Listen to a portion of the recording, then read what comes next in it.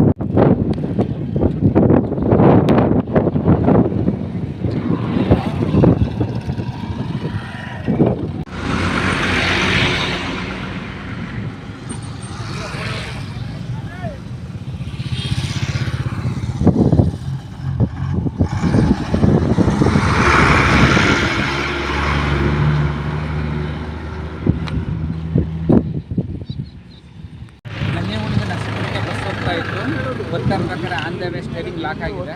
Steering lock ಆದ ತಕ್ಷಣ bus left side ಹೊರ ತಕ್ಷಣ ಕಂಬ ಇದಾಗಿದೆ. ಹಿಂಭಾಗ ಬಂದ ತಕ್ಷಣ ಈ ಕಂಬ ಕಟ್ಟಾಗೈತೆ. ಏನು ತೊಂದರೆ ಆಯಿತು? ತೊಂದರೆ ವಾಟರ್ ಸಪ್ಲೈ, ಪವರ್ ಸಪ್ಲೈ ಇಲ್ಲ. ತಕ್ಷಣ ಹೊಡೆದ ತಕ್ಷಣ ಕರೆಂಟು ಆಫ್ ಆಯ್ತಾ? ಅದೇ ಲೈನ್ ಟ್ರಿಪ್ ಆಗ್ಬಿಟ್ಟೈತೆ. ಲೈನ್ ಟ್ರಿಪ್ ಆಗಲಿಲ್ಲ ಅಂದರೆ ತುಂಬ ಬಸ್ಸಲ್ಲಿ ಇರೋರೆಲ್ಲ ಸ್ಪಾಟ್ ಔಟ್ ಆಗ್ಬಿಡ್ತಾರೆ. ಓ, ಲೈನ್ ಚೆಕ್ ಅಂತ ಆಫ್ ಆಗೋಯ್ತು.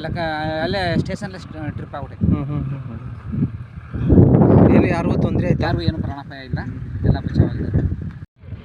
ಇದು ಬೆಳಿಗ್ಗೆ ಸುಮಾರು ಒಂದು 7 ಗಂಟೆ ಸಮಯದಲ್ಲಿ KSRTC ಬಸ್ಸು ನಂಜನಗೂಡಿಂದ ನರಸೀಪುರಕ್ಕೆ ಹೋಗುವಂಥ ಸಂದರ್ಭದಲ್ಲಿ ಆಕಸ್ಮಿಕವಾಗಿ ಕಂಟ್ರೋಲ್ ತಪ್ಪಿರುವ ಕಾರಣದಿಂದ ನಮ್ಮ ರಸ್ತೆಯ ಪಕ್ಕದಲ್ಲಿದ್ದಂಥ ವಿದ್ಯುತ್ ಲೈನ್ಗೆ ಗುದ್ದಿದ ಪರಿಣಾಮವಾಗಿ 2 ಕಂಬಗಳು ಇರ್ತವೆ.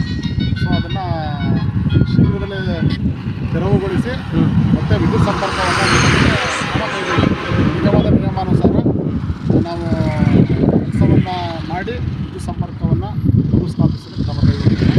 ಸದ್ಯ ಅದೃಷ್ಟವಶಾತ್ ಯಾರಿಗೂ ಯಾವುದೇ ರೀತಿ ಏನು ಪ್ರಾಣಹಾನಿ ಅಥವಾ ಯಾವುದೇ ರೀತಿಯ ತೊಂದರೆಗಳಾಗಿಲ್ಲ.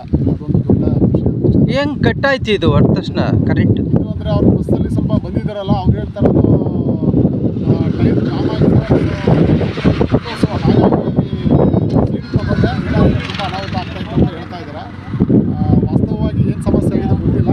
ಬಟ್ ಆಕಸ್ಮಿಕವಾಗಿ ಆಗಿರೋದ್ರಿಂದ ಯಾರಿಗೂ ತೊಂದರೆ ಆಗಿಲ್ಲ. ಬಟ್ ವಿದ್ಯುತ್ ಕಂಬ ಮುರಿದು ಅದನ್ನು ಶೀಘ್ರದಲ್ಲೇ ಮಾಡಿಸಿ ವಿದ್ಯುತ್ ಸಂಪರ್ಕ ಮರುಸ್ಥಾಪನೆ ಸಾರ್ವಜನಿಕ ತೆರವು ಮಾಡಿಕೊಟ್ರೆ?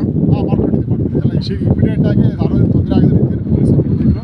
ಸೊ ಅವರೆಲ್ಲ ಸಹಕಾರ ಇಮಿಡಿಯೇಟಾಗಿ ನಾವೆಲ್ಲ ಕ್ಲಿಯರೆನ್ಸ್ ಮಾಡಿ ರೋಡ್ನ ಕ್ಲಿಯರ್ ಮಾಡಿ ಸ್ಥಿತಿ ರಸ್ತೆ ಸಂಚಾರಿಗಳಿಗೆ ಅನುಕೂಲ ಮಾಡಿಕೊಡ್ತೀವಿ. ನೀವು KEB ಅಧಿಕಾರಿಗಳಲ್ಲ? ಹಾಂ.